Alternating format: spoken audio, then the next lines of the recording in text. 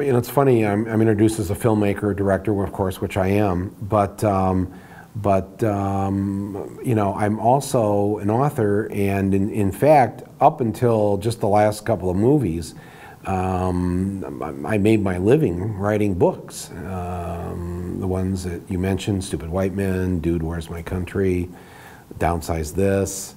I put together a book of letters that soldiers sent me from Iraq called Will They Ever Trust Us Again?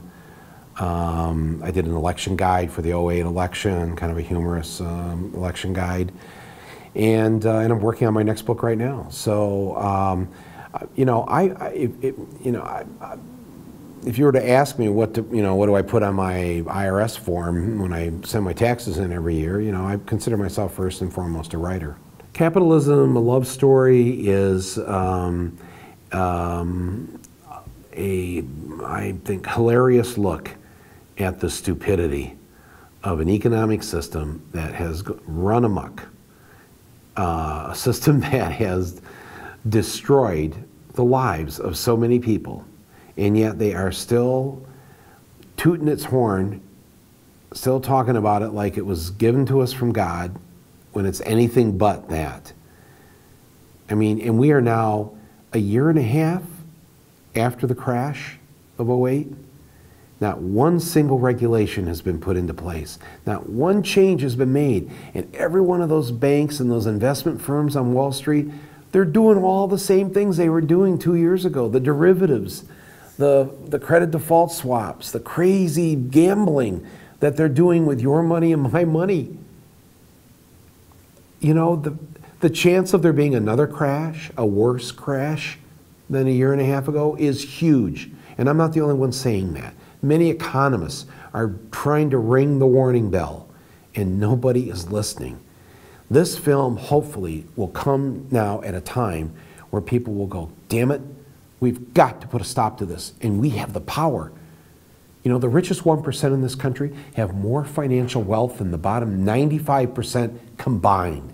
1% have more than 95% of the country combined. But the thing that must just drive them crazy, the richest of the rich, is that we live in a democracy. And when it comes to the voting booth, they don't get any more votes than you or I. They just get one vote. And they're only 1% of the country. We are the other 99%. What are we going to do about it? We hold the power in our hands. Yes, they have more money than us. Yes, they can buy politicians. But we can control it. Because the thing that politician fears most isn't that they're not going to get that campaign contribution, it's that they're going to be thrown out of office. And if they have any sense that we will exercise our power and throw them out, they're going to start listening to us, not the banks and not Wall Street. So this film, I think, is a rock and roll 2 hours of you know, let's go get the bastards.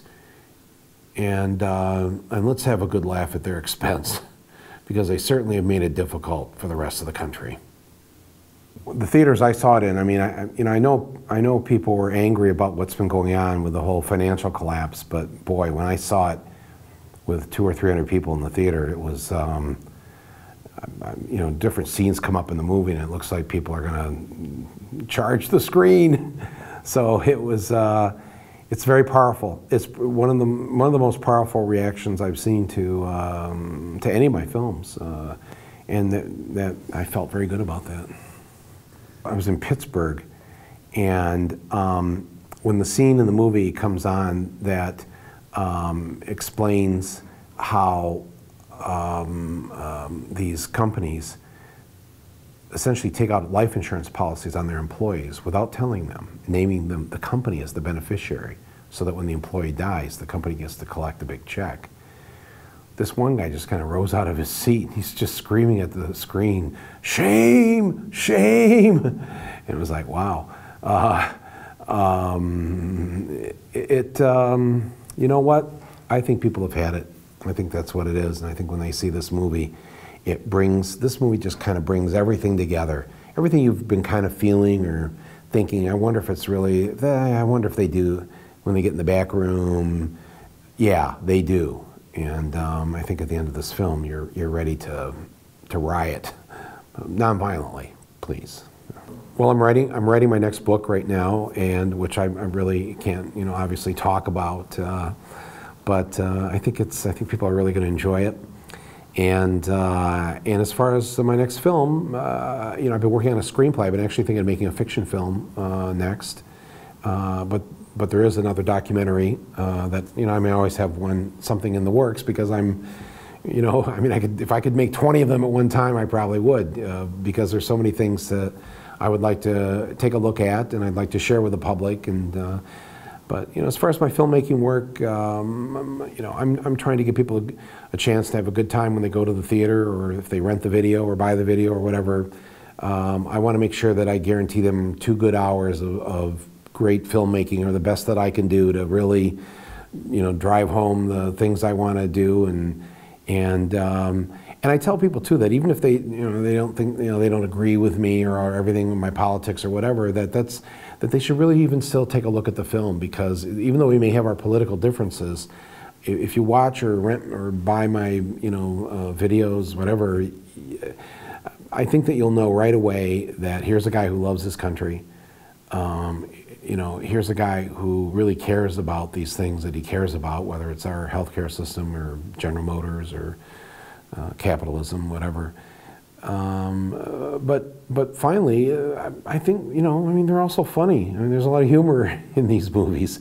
So if you want to watch a really funny documentary, I think it's, even if you're not connecting to the politics, I think at the very least, you'll at least, have a good laugh every few minutes. I hope you will. So, look, my feeling is regardless of, whether you're Republican or Democrat or red, blue state, whatever, we're all Americans. We're all in the same boat, and we sink or swim together. And we have got to find a way to be able to discuss our differences, have our differences, are fine, but then let the will of the people decide the way. And in this case, the will of the people wanted Barack Obama in the White House, and they wanted the Democrats running Congress. So, I'm expecting the Democrats to do their job that they were sent there to do. And if they don't do that job, well, then, I think people can see the writing on the wall. The Democrats are in for an ass whooping of biblical proportions this coming November if they don't do what they were sent there to do by the people. Well, I would hope for anybody who gets a copy of Capitalism, a Love Story, I would hope that when they pop it in their DVD player, that 2 hours later, they're going to be sitting there with their jaws agape and saying to themselves, I had no idea it was that or this, or you're going to see things in this movie that they're not going to show you on the evening news. You're going to go places and learn things. You're going to get angry at times. You're going to laugh your ass off at times. And hopefully by the end of it, you're going to feel compelled as a citizen to not just turn it off and, pop in the next DVD and forget about what you just saw. I don't think that's going to happen. I think, I got to tell you, I'm probably as proud, if not more proud, of this film than anything I've made. This film is the culmination, really, of 20 years of filmmaking on my part. It brings up and ties together so many of the things I've put out there for these last 20 years. And maybe it takes us till we get to this point. I'm in my 50s now, and so, but I made this film, to tell you the truth. I made it, and I told the staff this too, who worked on it. I said, we should make this as if this is our last movie. We should make this as if they're not going to let us make another one after this. So if this was our last movie, what would we do? What would we put in this movie? That's what you're going to see.